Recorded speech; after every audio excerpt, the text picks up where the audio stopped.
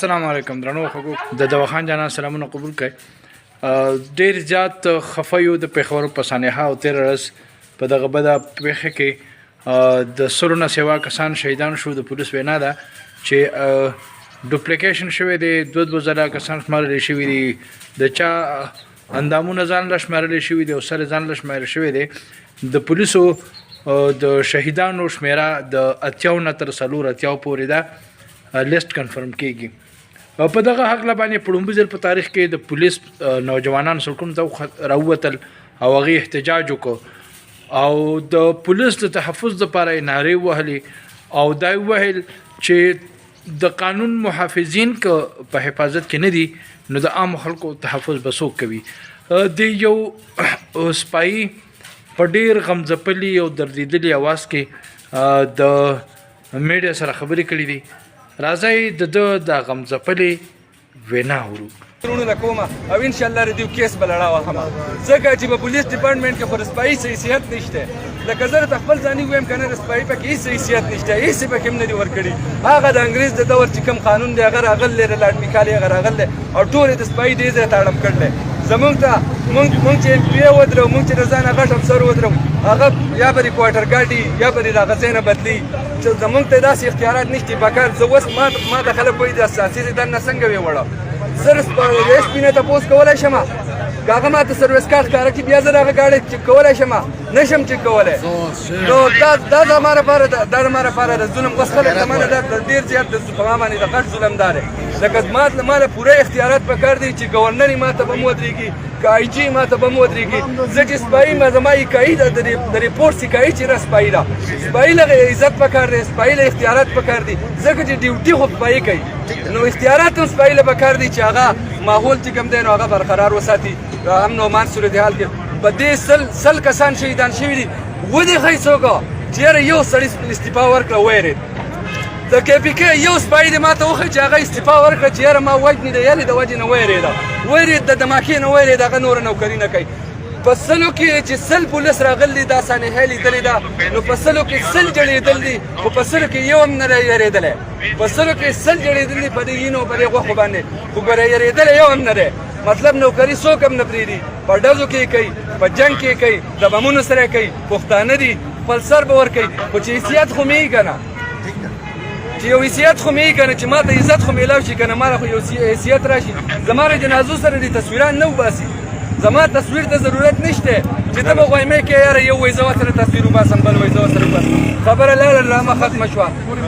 مذمت مونږ له نه دی پکار، مونږ له ټارګېټ پکار دی چې د کوم ځای نه شوې ده، ولې شوې ده، څنګه شوې ده، چا کړې ده، هغه چا ته لاس رسول غواړي. جی قدرمنو تاسو واورېدل چې دې سپایي څوک وي. د ده د اواز د خیبر پښتونخوا نه د پاکستان د ټولو پولیسو اواز دی. د ده د اواز یو حقیقت دی، دا هم فورس دی، دا هم د ټولو نه ویډیا ټارګټ دی. دا پشناهت باندې په چوکونو باندې ولاړ وي، دا په وردای کې ولاړ وي. دته د خپل دشمن پته نشته، د ده دشمن په بې وردای راځي، په مختلف شکلونو کې راځي. دا هم فورس دی. دله هم پکار ده چې تحفظ ورکړی شي، دله هم پکار ده چې څنګه نور آرم فورس دي بجټ دی، بلټ پروف جیکټ دي، اتارټي دي ورسره دغسې ده ته اتارټي ورکړی شي. په پولیس کې دي د پولیسو د اتارټي هغه سپایي ته ورکړی شي څنګه چې په نورو ملکونو کې سپایي ته اختیار دی او سپایي هر څوک ودرولی شي. د سپایي نه هېڅوک بیا مخکې تپوس نه شي کولی.